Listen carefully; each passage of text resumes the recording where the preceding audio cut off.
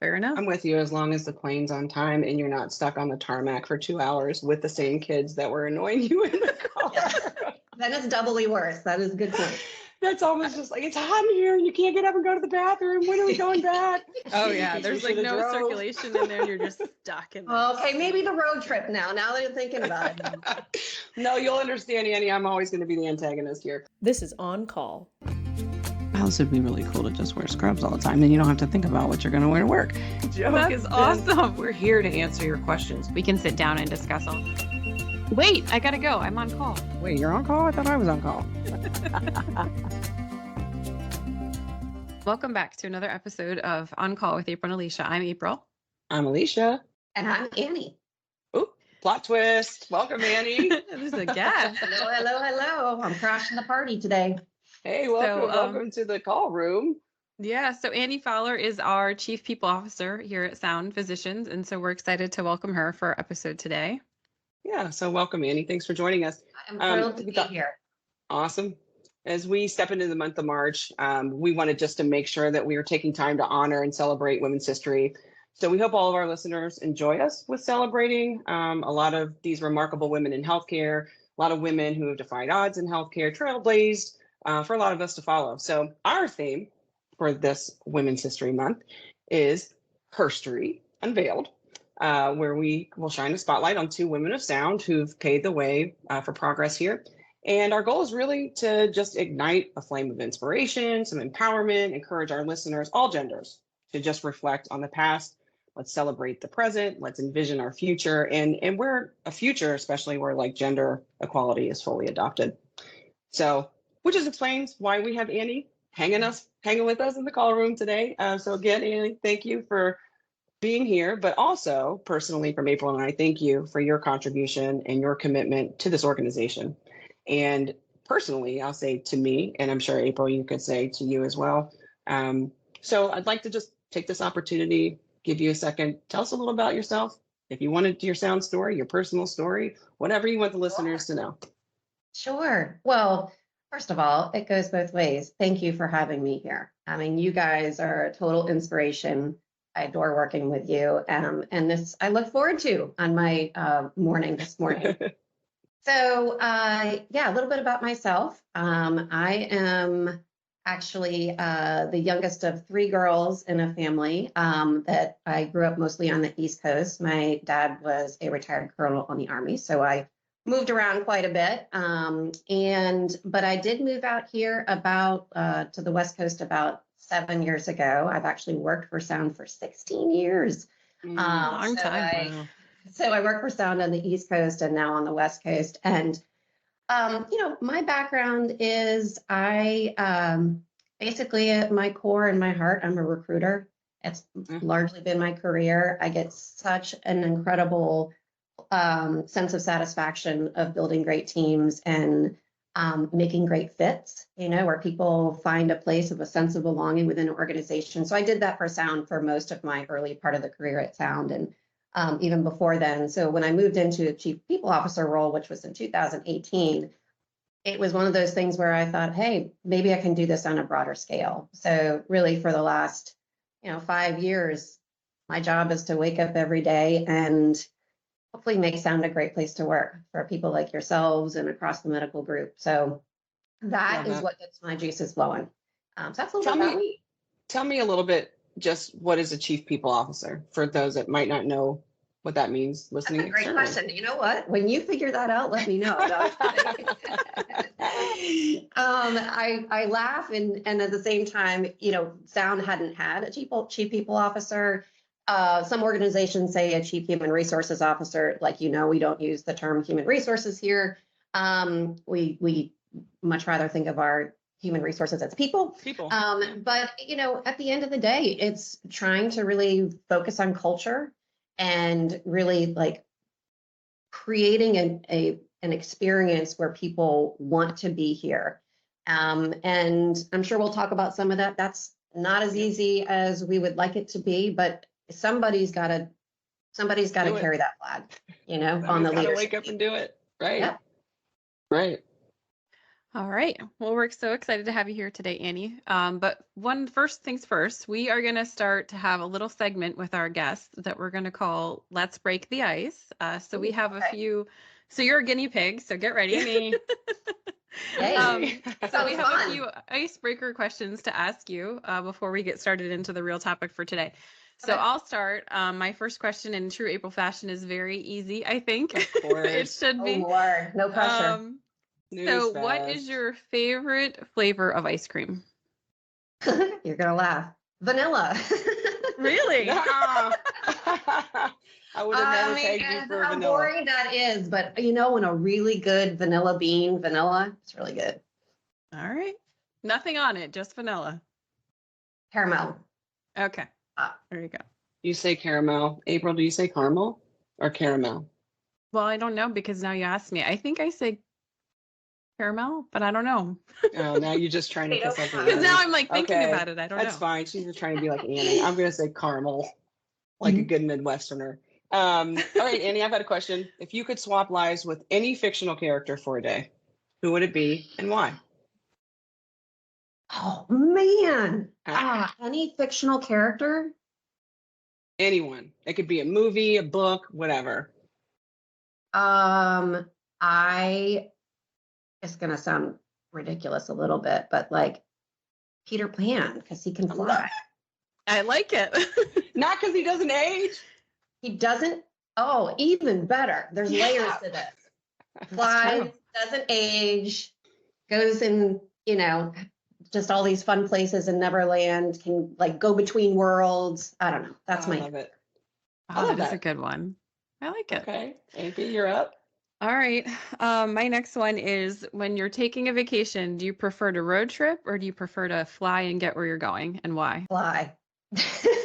Yeah. And there's a very specific reason because for those of us that are parents, road trips with my kids is not enjoyable for me, especially when you have 3 and it's like, stop touching me. And that whole thing. No, just get on the plane, get there as fast as we possibly can. You don't really enjoy that part of the journey. And then we have our own space. Okay. Fair enough. I'm with you as long as the plane's on time and you're not stuck on the tarmac for 2 hours with the same kids that were annoying you in the car. Then it's doubly worse. That is a good point. That's almost just like, it's hot in here and you can't get up and go to the bathroom. When are we going back? Oh yeah, there's like no circulation in there and you're just stuck in there. Okay, maybe the road trip now that you're thinking about it. No, you'll understand, Annie. I'm always going to be the antagonist here. Okay, final question.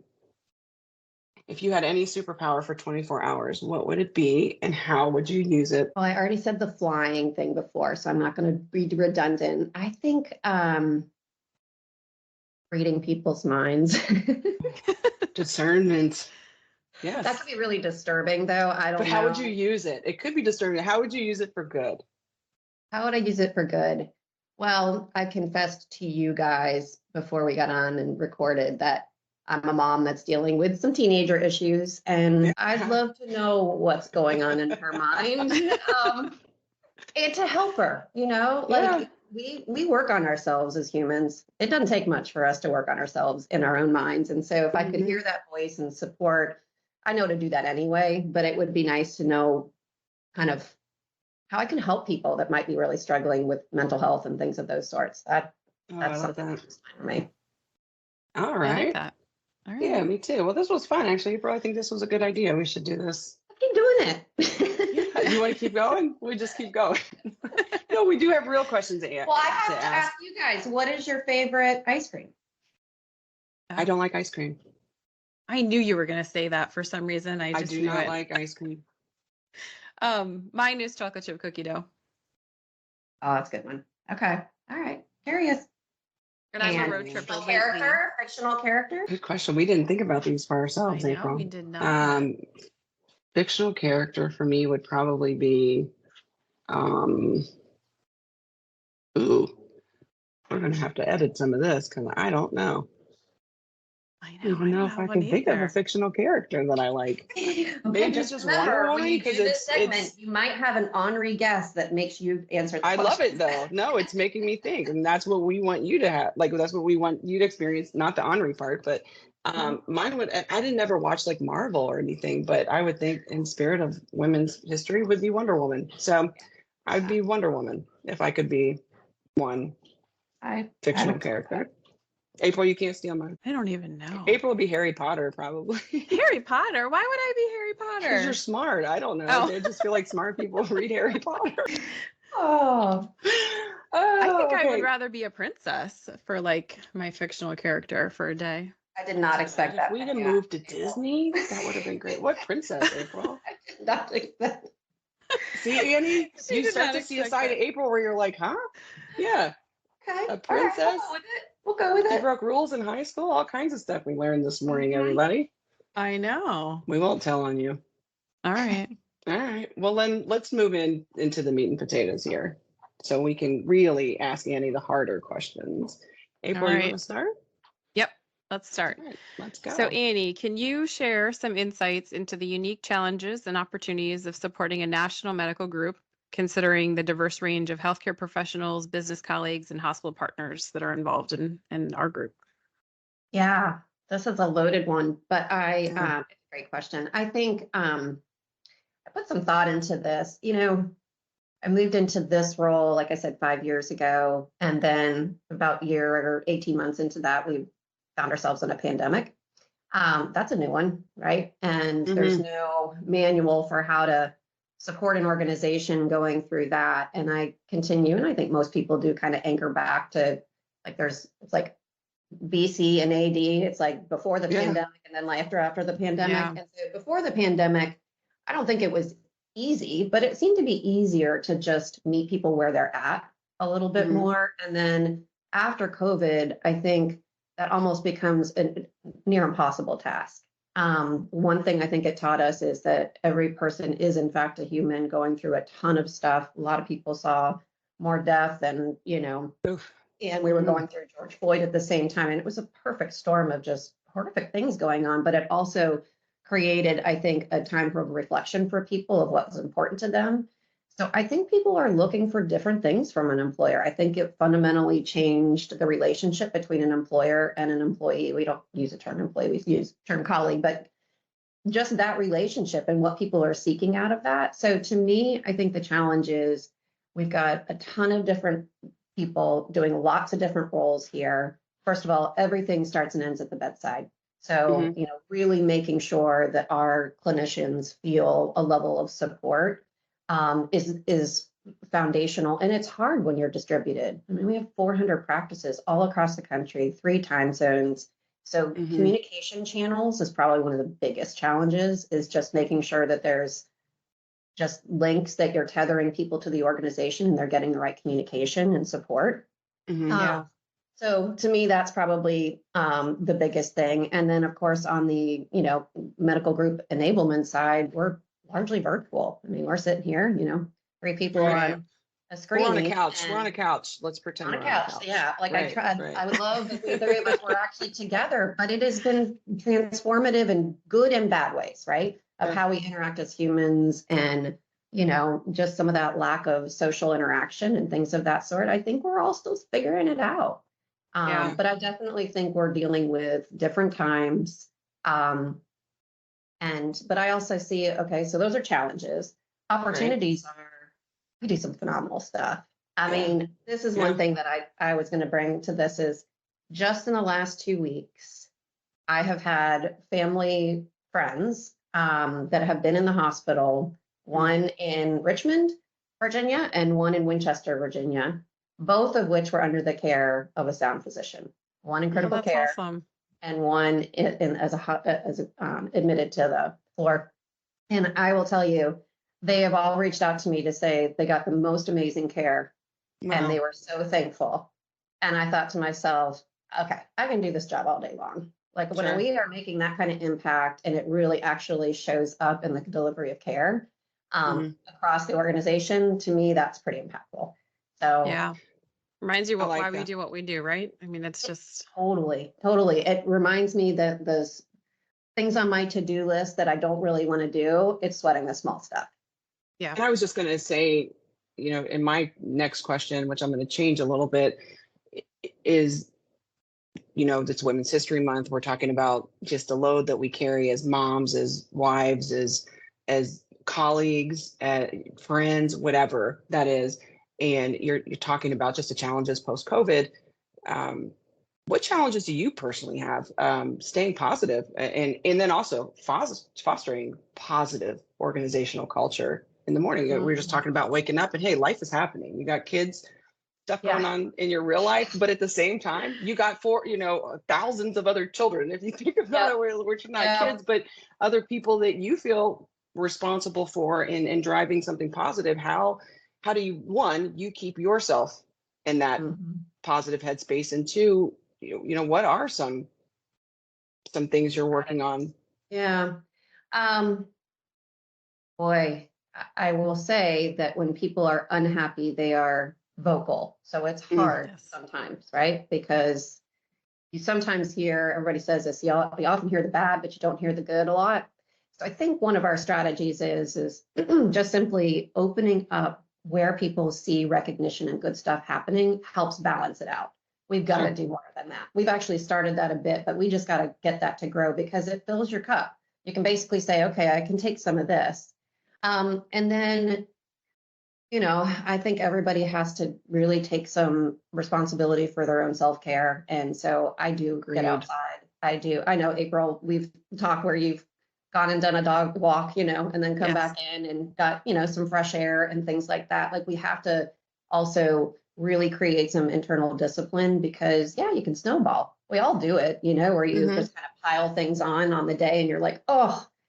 But I think, being grounded in all the great stuff that we're doing and the connections, like you guys are awesome to work with. Like the team that I have is awesome to work with. If I'm feeling down, sometimes I'll just ping them on Teams and send some goofy GIF, have a sense of humor, right? I think that's it's underrated to have a sense of humor, what we deal with.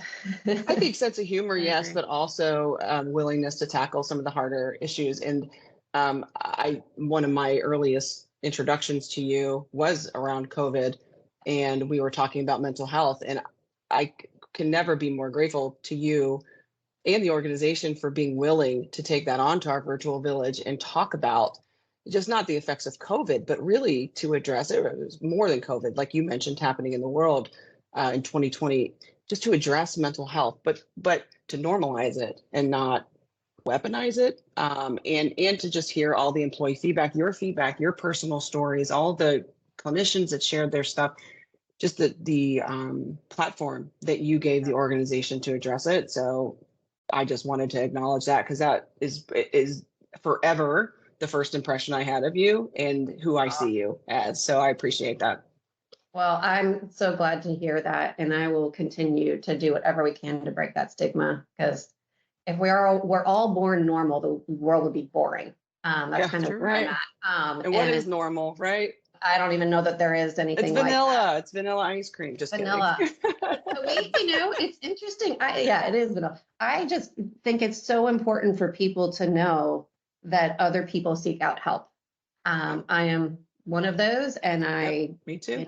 I think we have to do that, and just. I'm willing to talk about it. Anybody that wants to talk about it. Remove the stigma. That's sure. April, what do you got? Yeah, sure. So we already talked a little bit about the impact that COVID had on, our employees and our colleagues, I guess we should say, and what they're looking for out of their employer. But can you talk a little bit about what Sound is doing to attract and retain our top talent? And particularly in like our markets where we have, competitive markets, and there's a lot of opportunities out there right now for clinicians and everybody. So I hate to do this, but I kind of have to bifurcate our population because we have our clinical population, and like you said, there's a ton of labor shortages. There is no shortage of opportunities.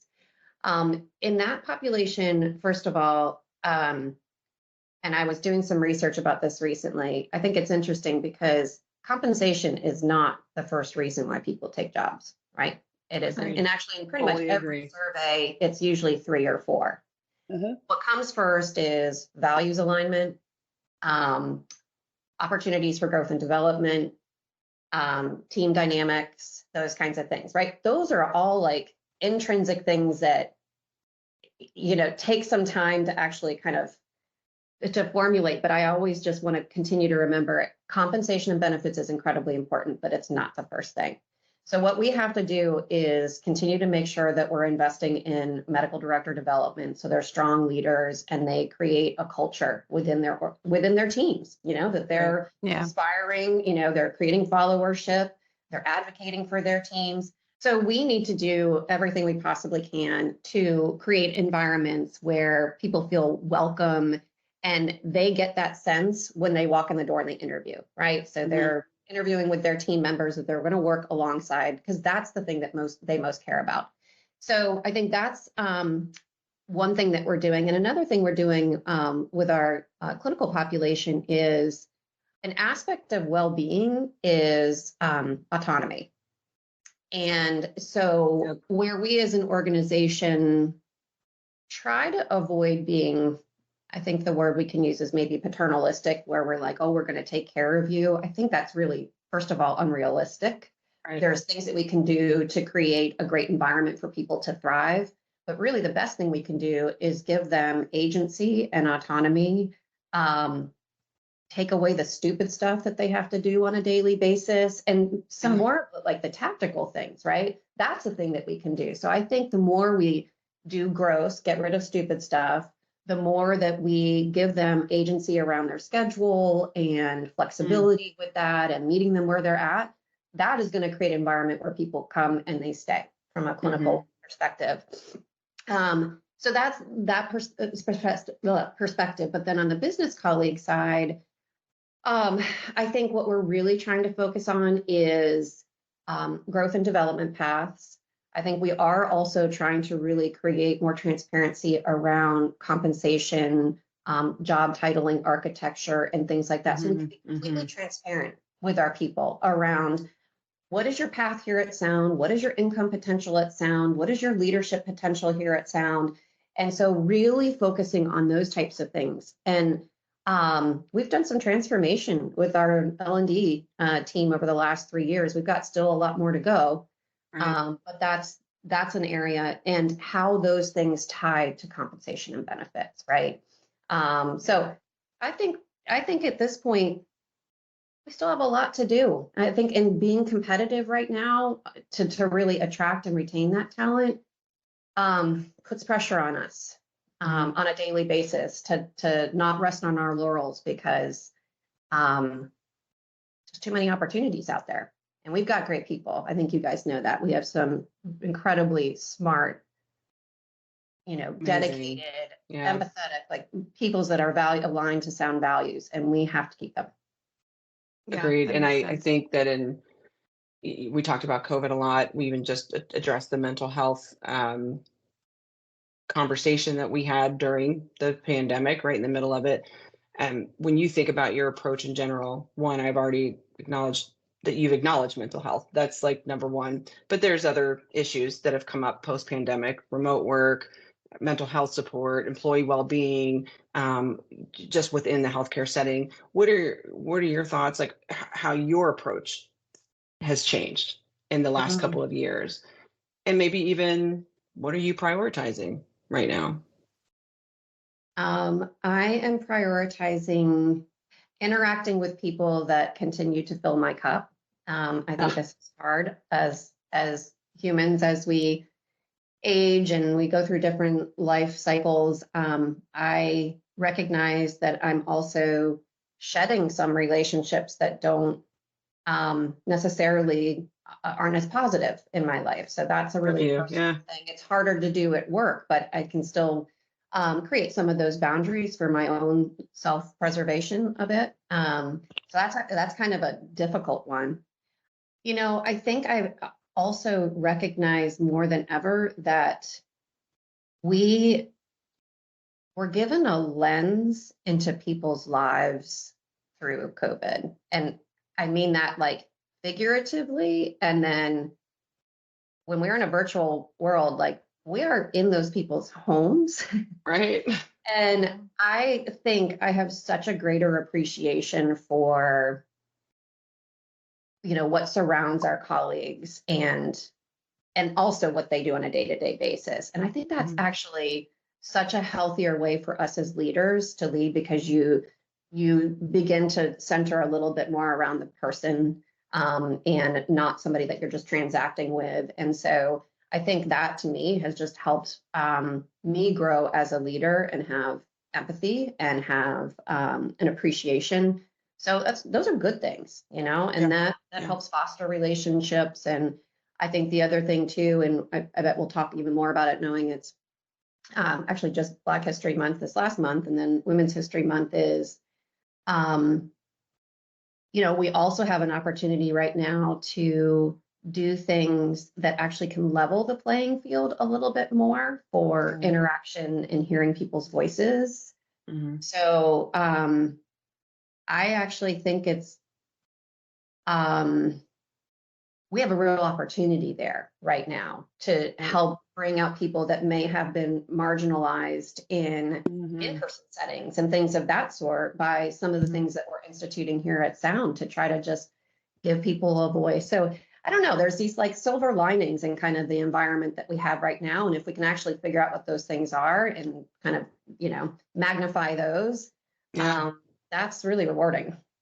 Yeah, it's funny that you point out like the whole, being in people's homes. And like I was on a call yesterday, and somebody's kids were in the background and they're apologizing. I'm so sorry, like there's no school this week. And I was like, no, it's totally fine. Like we all have kids, like we all get it. But it also sparks like conversation, and you get to know each other a little bit better because we're not sitting, having lunch together to like have that time to really chit chat and get to know each other. So Right.